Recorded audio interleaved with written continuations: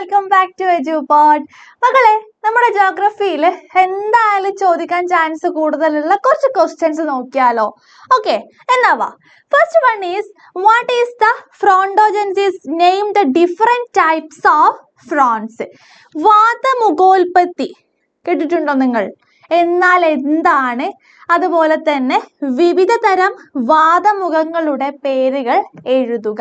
അപ്പൊ എന്താണ് ഫ്രോണ്ടോജെൻസിസ് നോക്കാം. It is the process of formation or strengthening of a front in the atmosphere. Okay, അന്തരീക്ഷം അറിയാലോ. അന്തരീക്ഷത്തിൽ ഒരു ഫ്രോണ്ട് രൂപപ്പെടുന്നതോ ശക്തിപ്പെടുന്നതോ ആയ ഒരു പ്രക്രിയയാണ് എന്തെന്ന് പറയുന്നത്? ഫ്രോണ്ടോജെൻസിസ് എന്ന് പറയുന്നത്. അപ്പൊ ഇത്രയേ ഉള്ളൂ. A front is the boundary when two different air masses. അപ്പൊ രണ്ട് വ്യത്യസ്ത സ്വഭാവങ്ങളുള്ള വായു, ഒന്നെങ്കിൽ ഒരു ഹോട്ട് വായു അല്ലെങ്കിൽ ചൂടുള്ള വായു, അല്ലെങ്കിൽ തണുത്ത വായു. ഈ രണ്ട് വായുകളും തമ്മിൽ കൂടിച്ചേരുന്ന മീറ്റ് ചെയ്യുന്ന ആ ഒരു അതിർത്തി ഭാഗം ഉണ്ടാവുമല്ലോ, അതിനെയാണ് നമ്മൾ ഫ്രോണ്ട് എന്ന് പറയുന്നത്. അപ്പൊ രണ്ട് സ്വഭാവ സവിശേഷതകളുള്ള എയർ മാസസ് ആണ്, വായുവാണ്. അപ്പൊ അതിന് ഡിഫറെന്റ് ആയിട്ടുള്ള താപനിലയായിരിക്കും, വ്യത്യസ്തമായിട്ടുള്ള ഈർപ്പമായിരിക്കും, സാന്ദ്രതയൊക്കെ ആയിരിക്കും അതിന് ഉണ്ടാവുക. When these air masses come together and the temperature contrast becomes stronger, a front develop. This process is called frontogenesis. ഈ വായുപിണ്ഡങ്ങൾ ഒത്തുചേരുമ്പോൾ താപനില വ്യത്യാസം ശക്തമാവുകയും ഒരു ഫ്രോണ്ട് വികസിക്കുകയും ചെയ്യുന്നു. ഈ പ്രക്രിയയെ നമ്മൾ ഫ്രോണ്ടോജെനസിസ് എന്ന് വിളിക്കുന്നു. ഫോർ എക്സാമ്പിൾ ആയിട്ട് പറയുകയാണെങ്കിൽ, ഒരു തണുത്ത വായു, എ കോൾഡ് എയർ മാസ് അല്ലെങ്കിൽ തണുത്ത വായുപിണ്ഡം ഒരു ചൂടുള്ള വായുപിണ്ഡത്തിലോട്ട്, ഒരു വാം എയർ മാസിലോട്ട് നീങ്ങുമ്പോൾ അവയ്ക്കിടയിൽ ഉണ്ടാകുന്ന അതിർത്തി കൂടുതൽ ശക്തമാവുകയും ഒരു കാലാവസ്ഥ, ഒരു ക്ലൈമറ്റ് ഫ്രോണ്ട് അവിടെ രൂപപ്പെടും, ഒരു വെതർ ഫ്രോണ്ട് രൂപപ്പെടുകയും ചെയ്യുന്നു. ഇതാണ് എന്ത്? നമ്മുടെ ഫ്രോണ്ടോജെനസിസ് എന്ന് പറയുന്നത്. അപ്പോൾ ഒരു എക്സാമ്പിൾ ആയിട്ട് കൊടുക്കുക, ഒരു കോൾഡ് എയർ മാസസും ഹോട്ട് എയർ മാസസുമായിട്ട് കൂടിച്ചേരുന്ന ആ ഒരു മീറ്റ് ചെയ്യുന്ന ഭാഗമാണ് ഫ്രോണ്ട്. അത് പ്രധാനപ്പെട്ട ടോപ്പിക്കാണ്, what are the features of Indian north plain in India. ഇന്ത്യയുടെ വടക്കൻ സമതലത്തിന്റെ ചില സവിശേഷതകൾ എന്തൊക്കെയാണ്? Formed by alluvial deposits. Okay, the northern plains are formed by deposition of alluvial growth by rivers like the Indus, Ganga, Brahmaputra. Okay, Sindhu, Ganga, Brahmaputra എന്നീ നദികൾ കൊണ്ടുവരുന്ന alluvial നിക്ഷേപങ്ങളിലാണ് ഉത്തര മഹാസമതലങ്ങൾ രൂപപ്പെടുന്നത്. ഒരു ഫീച്ചറായിട്ട് കൊടുക്കാം. രണ്ടാമതായിട്ട് എക്സ്റ്റെൻസീവ് ആൻഡ് ഫ്ലാറ്റ് പ്ലെയിൻ ആണ്. It is a vast flat and gently sloping plains ideal for agriculture and human settlement. വ്യാപകവും സമതലവുമായ ഈ പ്രദേശം കൃഷിക്കും മനുഷ്യവാസത്തിനും ഏറ്റവും അനുയോജ്യമാണ്. കാരണം എന്താണ്? ഭയങ്കര ഫെർട്ടിലിറ്റി സോയിലാണ്, ഫലപുഷ്ടമായ മണ്ണാണ് അവിടെ ഉള്ളത്. അപ്പൊ അതുപോലെ നല്ല വെള്ളത്തിന്റെ ഉറവിടങ്ങൾ നമുക്ക് അവിടെ ഉത്തര മഹാസമതലത്തിൽ കാണാൻ പറ്റും. അപ്പോൾ ഒട്ടുമിക്ക ആളുകളും അല്ലെങ്കിൽ ഏറ്റവും ഡെൻസ്ലി പോപ്പുലേറ്റഡ് ഏരിയ തന്നെയാണ് നമുക്ക് പറയാൻ പറ്റും. അടുത്ത ഹൈ ഫെർട്ടൈൽ സോയിൽ ആണ് അല്ലെ, നല്ല വളക്കൂറുള്ള മണ്ണ് നമുക്ക് അവിടെ കാണാൻ പറ്റും. The alluvial soil is very fertile and support intensive farming of crops like rice, wheat and sugarcane. ഇവിടെ കാണുന്ന അലൂവിയൽ മണ്ണ് അത്യന്തം ഫലപുഷ്ടമായതിനാൽ നെല്ല്, ഗോതമ്പ്, കരിമ്പ് തുടങ്ങിയവ നന്നായിട്ട് കൃഷി ചെയ്യാൻ ഈ ഒരു മണ്ണ് സഹായിക്കുന്നുണ്ട്. Then densely population. നല്ല ജനസാന്ദ്രതയുള്ള അല്ലെ ഏരിയ കൂടെയാണ്. The fertile soil and availability of water, the northern plains have a very high population density. ഫലപുഷ്ടമായ മണ്ണും ധാരാളം ജലസ്രോതസ്സുകളും ഉള്ളതിനാൽ ഇവിടെ ജനസാന്ദ്രത കൂടുതലാണ്. It's a well developed river system. അടുത്ത പോയിന്റ് ആണ്, the region has many perennial rivers and tributaries which help irrigation and transportation. സ്ഥിരപ്രവാഹമുള്ള നിരവധി നദികളും ഉപനദികളും നമുക്ക് ഇവിടെ കാണാൻ പറ്റും. അവ ജലസേചനത്തിനും ഗതാഗതത്തിനും അത് സഹായാത്മകമാണ്. അപ്പൊ ഇതിലും പോയിന്റുകൾ നമുക്ക് അവിടെ ആഡ് ചെയ്യാം. ഇത് മാത്രമല്ല വേറെയും ഒരുപാട് ഫീച്ചേഴ്സ് ഉണ്ട് നോർത്ത് പ്ലെയിൻസിൽ, ഉത്തര മഹാസമതലത്തിന്. അപ്പൊ എന്ത് ചെയ്യുക, നിങ്ങൾക്ക് അറിയാവുന്നതൊക്കെ നിങ്ങൾക്ക് അവിടെ ആഡ് ചെയ്യാം. അടുത്ത പ്രധാനപ്പെട്ട ടോപ്പിക്കാണ്, എന്തായാലും എക്സാമിന് ചോദിക്കും. The indirect sources of earth, ഭൂകമ്പത്തിന്റെ പരോക്ഷ ഉറവിടങ്ങൾ എന്തൊക്കെയാണ്? ഒന്ന് എന്താണ്? സീസ്മിക് ആക്ടിവിറ്റി അല്ലെ, സീസ്മിക് പ്രവർത്തനങ്ങൾ, മീറ്റിയോസ് ഉൽക്കകൾ, മാഗ്നറ്റിക് ഫീൽഡ് കാന്തിക മണ്ഡലം, ഗ്രാവിറ്റേഷൻ ഗുരുത്വാകർഷണ ബലം. അടുത്ത, which are the 3 types of plate boundaries? 3 തരം പ്ലേറ്റ് അതിരുകൾ ഏതൊക്കെയാണ്? ഡൈവേർജന്റ് ബൗണ്ടറീസ് വിയോജന സീമകൾ, കൺവേർജന്റ് ബൗണ്ടറീസ് സംയോജന സീമകൾ, ട്രാൻസ്ഫോം ബൗണ്ടറീസ് രൂപാന്തര സീമകൾ. ഓക്കെ, അത് ഓരോന്നും എന്താണെന്ന് നമുക്ക് ലൈവിൽ ഡിസ്കസ് ചെയ്യാം. അടുത്ത പ്രധാനപ്പെട്ട ടോപ്പിക്കാണ്, discuss Indus river and Ganga river. Okay, hint കൊടുത്തിട്ടുണ്ട്. അതിൻ്റെ ഒറിജിന്, ലെങ്ത്, ട്രിബ്യൂട്ടറീസ് എല്ലാം നോക്കണം. സിന്ധു നദിയെയും ഗംഗ നദിയെയും കുറിച്ചുള്ളതാണ് അല്ലെ. അപ്പൊ ഇൻഡസ് റിവർ നോക്കാം. ഒറിജിൻ എവിടുന്നാണ്? The Indus river originated near like Mansarovar in Tibet, China അല്ലെ, ക്ലോസ് ടു മൗണ്ട് കൈലാഷ്. അതിൻ്റെ ഒറിജിന് തിബറ്റിലെ മാൻസരോവർ തടാകത്തിന് സമീപമുള്ള കൈലാസ പർവ്വതത്തിന്റെ അടുത്താണ് അത് ഉത്ഭവിക്കുന്നത്.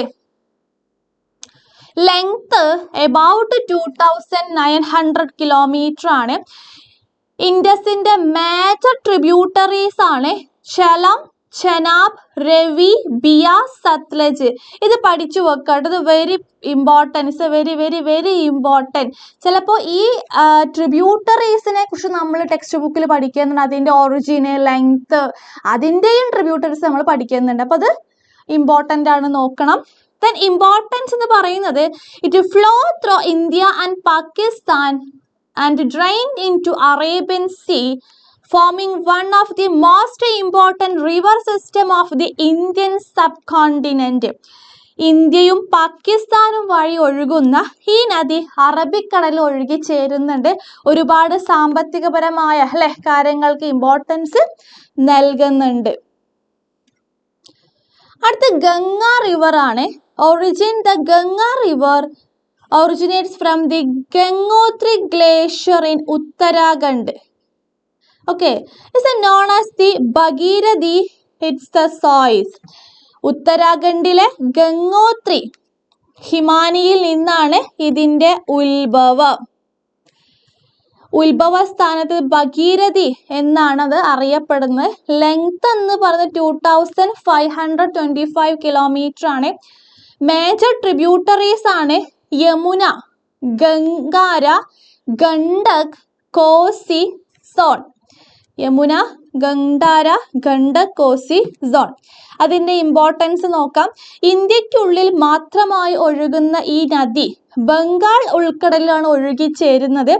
വടക്കേ ഇന്ത്യയിലെ ഏറ്റവും ഫലപുഷ്ടമായിട്ടുള്ള ഒരു നദീതടം കൂടിയാണ് ഗംഗാ റിവർ. ഇതിൻ്റെ കൂടെ ബ്രഹ്മപുത്ര റിവറും കൂടെ പഠിച്ചു വെക്കണം, അതും ഇമ്പോർട്ടൻ്റ് ആണ് കേട്ടോ. അടുത്ത്, വാട്ട് ഈസ് ദ ജിയോമോർഫോളജി ആണ്. എന്താണ് ഭൂരൂപശാസ്ത്രം? 2 മാർക്കിനൊക്കെ ചോദിച്ചു കാണാറുണ്ട്. It is the branch of physical geography that studied the origin, evolution and distribution of landforms on the Earth's surface. It explains how processes like weathering, erosion, deposition, volcanic activity and tectonic movements shaped futures such as the mountain, plain, plateau, valley and rivers. ഭൗമ രൂപശാസ്ത്രം എന്ന് പറയുന്നത് ഭൗതിക ഭൂഗോള ശാസ്ത്രത്തിന്റെ ഒരു ശാഖയാണ്. ഭൂമിയുടെ ഉപരിതലത്തിലെ ഭൗമരൂപങ്ങളുടെ ഉത്ഭവം, വികാസം, വിതരണം എന്നിവയെ കുറിച്ചാണ് ഇവിടെ പഠിക്കുന്നത്. ദെൻ വെതറിംഗ്, ഇറോഷൻ, അല്ലെ, നിക്ഷേപണം, ഡെപ്പോഷൻ, അഗ്നിപർവ്വത പ്രവർത്തനം, ടെക്നോണിക് ചലനങ്ങൾ തുടങ്ങിയ പ്രക്രിയകൾ, പർവ്വതങ്ങൾ, സമതലങ്ങൾ, പീഠഭൂമികൾ, താഴ്വരകൾ, നദികൾ എന്നിവയെ എങ്ങനെ രൂപപ്പെടുത്തുന്നുവെന്ന് നമുക്ക് വിശദീകരിക്കുവാൻ ഈ ജിയോമോർഫോളജി, ഭൗമ രൂപശാസ്ത്രം സഹായിക്കുന്നുണ്ട്. What is the greenhouse effect? How does it lead to global വാർമിങ്ങിനത് നോക്കാം. എന്താണ് greenhouse effect? It is the process by which certain gases in the atmosphere such as carbon dioxide, methane, water vapor and nitroxide trap the heat radiated from the Earth's surface. This help keep the earth warm and suitable for life. ഭൂമിയുടെ ഉപരിതലത്തിൽ നിന്ന് പുറപ്പെടുന്ന ചൂട് അന്തരീക്ഷത്തിലുള്ള green house വാതകങ്ങളെ തടഞ്ഞു വെച്ച് ഭൂമിയെ ചൂടായി നിലനിർത്തുന്ന പ്രക്രിയയാണ് എന്ത്? ഗ്രീൻ ഹൗസ് എഫക്റ്റ് എന്ന് പറയുന്നത്. ഇത് ഭൂമിയിൽ ജീവിക്കാൻ ആവശ്യമായിട്ടുള്ള ഒരു താപം അത് നൽകുന്നുണ്ട്. How to lead to global warming എങ്ങനെയാണ് ഒന്ന് നോക്കാം. മനുഷ്യ പ്രവർത്തനങ്ങൾ മൂലം ഗ്രീൻ ഹൗസ് വാതകങ്ങളുടെ അളവും അതിർത്തിക്ക് മുകളിലോട്ട് ഉയരുന്നുണ്ട്. ഇതോടെ ആ ഒരു ചൂട് അല്ലെ കൂടുതലാവുകയും അന്തരീക്ഷത്തിൽ കൂടുകയും ചെയ്യുന്നുണ്ട്. ഭൂമിയുടെ ശരാശരി താപനില വർദ്ധിക്കുകയും ഇതിനെ ഗ്ലോബൽ വാർമിംഗ് എന്ന് വിളിക്കുന്നുണ്ട്. ഇതുവഴി കാലാവസ്ഥാ വ്യതിയാനങ്ങൾ, ഐസ് കാപ്പുകൾ ഉരുകൽ, അത്യാന്തം കാലാവസ്ഥാ സംഭവങ്ങളൊക്കെ ഇവിടെ ഉണ്ടാവാറുണ്ട്. അടുത്തത് the difference between absolute humidity and specific humidity നോക്കാം. Absolute humidity refers to the actual amount of water vapor present in a given volume of air. It is expressed in grams per cubic meter and changes with temperature and volume of air. So it is a less reliable for comparison. ഇവിടെ ഒരു നിശ്ചിത വായു വോളിയത്തിലുള്ള യഥാർത്ഥ ജലബാഷ്പത്തിന്റെ അളവാണിത്. Okay, ഇത് ഒന്നെങ്കിൽ gram അല്ലെങ്കിൽ cubic metre എന്ന ഏകത അളക്കപ്പെടുന്നുണ്ട്. താപനിലയും വായുവിന്റെ വോളിയവും മാറുമ്പോൾ ഇത് മാറുന്ന താരതമ്യത്തിന് അത്ര വിശ്വാസയോഗ്യമല്ല. അടുത്തത് സ്പെസിഫൈഡ് ഹ്യൂമിഡിറ്റി ആണ്. ഒരു കിലോ വായുവിൽ അടങ്ങിയിരിക്കുന്ന ജലബാഷ്പത്തിന്റെ അളവാണ് ഇത്. ഗ്രാം അല്ലെങ്കിൽ കിലോഗ്രാം ആയി അളക്കുന്നുണ്ട്. താപനിലയും മർദ്ദത്തിലും വരുന്ന മാറ്റങ്ങൾ ഇതിനെ അധികമായിട്ട് ബാധിക്കില്ല. അതിനാൽ ഇത് കൂടുതൽ എന്താണ്? വിശ്വാസയോഗ്യമാണ്. അടുത്തത് what is the features of stalagmites and stalactites നോക്കാം. എന്താണ് സ്റ്റാലക്ടൈറ്റ്സ്? It is a depositional feature formed on the roof of caves. Okay, ഗുഹയുടെ മുകളിൽ നിന്ന് താഴേക്ക് വളരുന്ന നിക്ഷേപ രൂപങ്ങളാണ് എന്ത്? സ്റ്റാലക്ടൈറ്റ്സ് എന്ന് പറയുന്നത്. Hang from the ceiling of limestone cave, ഗുഹയുടെ താഴ്വരയിൽ നിന്ന് അല്ലെ മുകളിൽ നിന്ന് താഴോട്ട് തൂകി നിൽക്കുന്ന ഭൂരൂപമാണ്. Formed by dripping water depositing calcium carbonate, വെള്ളത്തിലെ കാൽസ്യം കാർബോണേറ്റ് നിക്ഷേപം മൂലമാണ് ഇത് രൂപം കൊള്ളുന്നത്. ഗ്രൗണ്ട് ഡൗൺവേർഡ്, താഴേക്ക് അല്ലെ മുകളിൽ നിന്നും താഴേക്കാണ് ഈ ഒരു ലാൻഡ് ഫോം അല്ലെങ്കിൽ ഈ ഭൂരൂപം വളരുന്നത്. രണ്ടാമത് സ്റ്റാലഗ്മൈറ്റ്സ് ആണല്ലേ. അത് എവിടുന്നാണ്? താഴെ നിന്ന് മുകളിലോട്ടാണ്.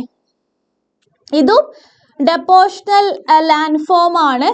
Then formed on the floor of the caves, ഗുഹയുടെ തറയിൽ നിന്ന് മുകളിലേക്ക് വരുന്ന നിക്ഷേപ രൂപങ്ങളാണ്. Grow upward from the cave floor, തറയിൽ നിന്ന് മുകളിലോട്ടാണ് അതിൻ്റെ വളർച്ച. Created when water drops from stalactites and deposit calcium carbonate, സ്റ്റാലക്ടൈറ്റുകളിൽ നിന്ന് ചോരുന്ന വെള്ളത്തിലെ കാൽസ്യം കാർബോണേറ്റ് നിക്ഷേപം മൂലം ഇത് രൂപപ്പെടുന്നു. May join stalactites to form a pillar or column, അല്ലെ? ഈ സ്റ്റാലക്ടൈറ്റ്സും സ്റ്റാലഗ്മൈറ്റ്സും തമ്മിൽ കൂടിച്ചേരുമ്പോൾ എന്തായിട്ട് മാറും? ഒരു പില്ലർ പോലെ, അത് ഒരു പില്ലർ പോലെ, തൂട് പോലെ ഒരു രൂപം അവിടെ ഉണ്ടാകുന്നുണ്ട്. അതും ഒരു ലാൻഡ് ഫോം ആണ് കേട്ടോ. അടുത്ത ഡിഫൈൻ ദി ഫോളോവിങ് ടേം. എന്തൊക്കെയാണ്? എന്താണ് സോയിൽ ജോഗ്രഫി? അല്ലെ, ഫസ്റ്റ് ചാപ്റ്ററിൽ നമ്മൾ പഠിച്ചിട്ടുണ്ട് മണ്ണിന്റെ ഭൂമിശാസ്ത്രം അല്ലെങ്കിൽ ക്ലൈമറ്റോളജി, അല്ലെ? എന്തും വരാം. ഇവിടെ നമുക്ക് വേണമെങ്കിൽ ഹ്യൂമൻ ജോഗ്രഫിയുടേത് കൊടുക്കാം, ബയോ ജോഗ്രഫിയുടേത് വരാം, ബ്രാഞ്ചസ് വരാം. ഓക്കെ, ഫിസിക്കൽ ജോഗ്രഫിയുടെ സം ബ്രാഞ്ചസ് വരാം. ഇവിടെ എന്താണ് സോയിൽ ജോഗ്രഫി നോക്കാം. It studied how soil is formed, the different types of soil, their fertility, their use, and where the soil are to be found. മണ്ണ് ഉണ്ടാകുന്നത് എങ്ങനെയാണെന്നും ഏതൊക്കെ തരത്തിലുള്ള മണ്ണുകൾ ഉണ്ടെന്നും അവ എവിടെയൊക്കെ കാണപ്പെടുന്നുവെന്നും അവയുടെ സവിശേഷതകളും ഫലപുഷ്ടതയും ഉപയോഗങ്ങളും മറ്റുമാണ് ഈ ശാസ്ത്രശാഖയിൽ പഠിക്കുന്നത്. ഓക്കെ, അപ്പോൾ സോയിൽ ജോഗ്രഫി എന്താണെന്ന് മനസ്സിലായല്ലോ. രണ്ടാമത് ക്ലൈമറ്റോളജി അല്ലെങ്കിൽ കാലാവസ്ഥാ നിർണയ ശാസ്ത്രമാണ്. It's the study of the structure of atmosphere. It looks into different aspects of weather, climate, types of climate and region where such climate occur. അന്തരീക്ഷത്തിന്റെ ഘടനയാണ് ഇവിടെ പഠന വിഷയമാകുന്നത്. ഓക്കെ, അന്തരീക്ഷ സ്ഥിതിയുടെ വിവിധ വശങ്ങള്, കാലാവസ്ഥാ ഭാവങ്ങള്, വിവിധതരത്തിലുള്ള കാലാവസ്ഥകള്, അവ അനുഭവപ്പെടുന്ന പ്രദേശങ്ങളും എല്ലാം നമുക്ക് ഇവിടെ നിരീക്ഷിക്കപ്പെടുന്നുണ്ട്. അത് പ്രധാനപ്പെട്ട ഒരു ടോപ്പിക്കാണ്, ശ്രദ്ധിക്കുക. In a seminar class on the earthquake, Gopal was explaining that the earthquake events are scaled according to magnitude or intensity of the shock. Can you suggest the scale used to measure the magnitude and intensity of earthquake? ഭൂകമ്പങ്ങളെ കുറിച്ചുള്ള ഒരു ചർച്ചാ ക്ലാസ്സിൽ ഭൂകമ്പങ്ങളുടെ വ്യാപ്തിയെക്കുറിച്ചോ തീവ്രതയെക്കുറിച്ചും ഗോപാൽ വിവരിക്കുകയായിരുന്നു. ഭൂകമ്പങ്ങളുടെ വ്യാപ്തിയും തീവ്രതയും അളക്കുന്ന തോത് ഏതാണെന്ന് സൂചിപ്പിക്കണം. അപ്പൊ ഇതുപോലെ ക്വസ്റ്റ്യൻസ് വരാം. ഓക്കെ, ഇതേപോലെയല്ല, സ്ട്രക്ചർ ചെറിയ മാറ്റങ്ങളായിട്ട് വരാം. അപ്പൊ നമ്മൾ എങ്ങനെയാണ് എർത്ത്ക്വേക്കിനെ മെഷർ ചെയ്യാം? നമുക്ക് ഭൂകമ്പങ്ങൾ അളക്കാൻ രണ്ട് വിധത്തിൽ അളക്കാം. രണ്ട് ടൂള് സ്കെയിൽ ഉണ്ട്. ഒന്ന് നമുക്ക് മാഗ്നിറ്റ്യൂഡ്, അല്ലെ, വ്യാപ്തിയുടെ അടിസ്ഥാനത്തിൽ നമുക്ക് അളക്കാം. എന്താണ് വ്യാപ്തി അല്ലെങ്കിൽ ഇന്റൻസിറ്റി? തീവ്രതയുടെ അടിസ്ഥാനത്തിൽ നമുക്ക് അളക്കാം. മാഗ്നിറ്റ്യൂഡിനെ അടിസ്ഥാനം നോക്കുകയാണെങ്കിൽ refers to the energy released during an earthquake. We measure it using number 0 to 10 and this scale is known as the Richter scale. ഭൂകമ്പ സമയത്ത് ഉണ്ടാകുന്ന ഊർജത്തിന്റെ അളവിനെയാണ് നമ്മൾ സൂചിപ്പിക്കുന്നത്. 0 മുതൽ 10 വരെയുള്ള സംഖ്യ ഉപയോഗിച്ചാണ് ഇത് അളക്കുന്നത്. ഇതിനെ റിക്ടർ സ്കെയിൽ എന്നും പറയുന്നുണ്ട്. അടുത്തത്, in the name after C.F. Richter, an American seismologist, the number of 0 to 10 represent the strength of the earthquake. അപ്പൊ ഈ പേര് വന്നത് എങ്ങനെയാണ്? അമേരിക്കൻ ഭൂകമ്പ ശാസ്ത്രജ്ഞനായിട്ടുള്ള C.F. റിക്ടറുടെ പേരിൽ നിന്നാണ് ഇത് വന്നിട്ടുള്ളത്. 0 മുതൽ 10 വരെയുള്ള സംഖ്യകൾ ഭൂകമ്പത്തിന്റെ ശക്തിയാണെന്നത് കാണിക്കുന്നുണ്ട്. രണ്ടാമത്, intensity scale is based on the intensity of the shock produced by the earthquake. It is called Mercalli scale. ഭൂകമ്പം സൃഷ്ടിക്കുന്ന ആഘാതത്തെ അടിസ്ഥാനമാക്കിയും സുനാമി അളവാണിത്. മെർക്കല്ലി സ്കെയിൽ എന്നാണ് ഇതിനെ വിളിക്കുന്നത്. ഇത് മെർക്കല്ലി വാസ് ആൻ ഇറ്റാലിയൻ സീസ്മോളജിസ്റ്റ് ആണ്.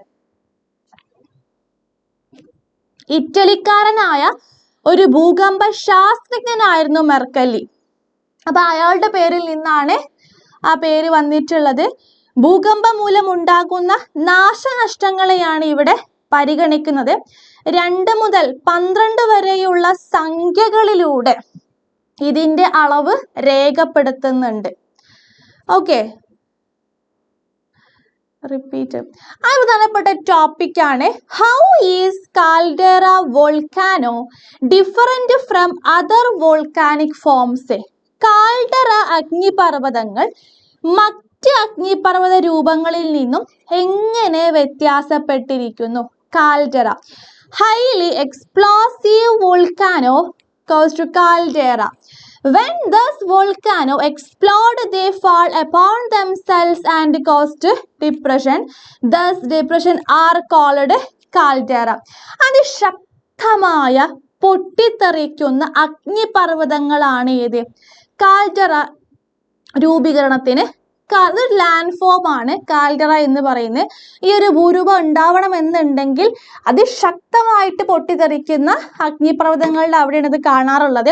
അഗ്നിപർവ്വതങ്ങൾ അതിശക്തമായി പൊട്ടുമ്പോൾ അല്ലെ, ആ പൊട്ടി മേലവും താഴോട്ട് അതേപോലെ മുകളിൽ തന്നെ വന്നു വീഴുകയും അവിടം താഴ്ന്നു പോവുകയും ചെയ്യാറുണ്ട്.